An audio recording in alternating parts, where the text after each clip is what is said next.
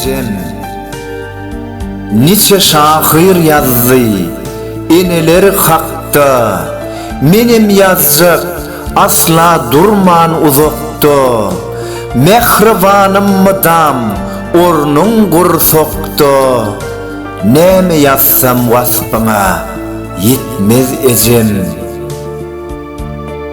Bu dünya getirdin, uzak yaş dilep, bağlan deyip, gize yatman hudülep.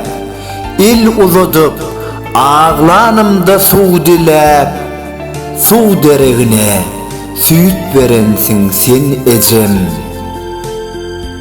Sen yerini, başka hiç vırdat tutmaz, dünya yüzü senin bakana yetmez. Yanar ot hem sen mehrinde yılatmaz, sen menin el yetmez, barımsın ecem.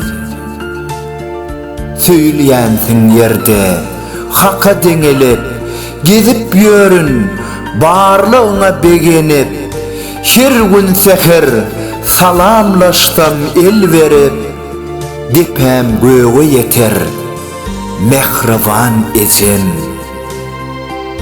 Ke vaqtlar canım hassalan günü, aylanıp daşımdan dikelttin meni.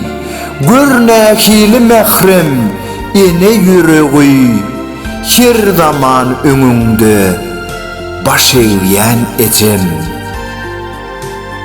Azal gelip değse menin ömrüme, sensin kevem ilki gelecek yanıma.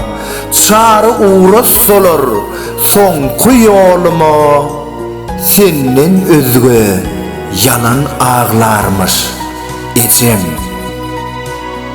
Goy her bir enelerimiz aramızda başı dik bolup, elmadama yüzleri yılgırıp dursun.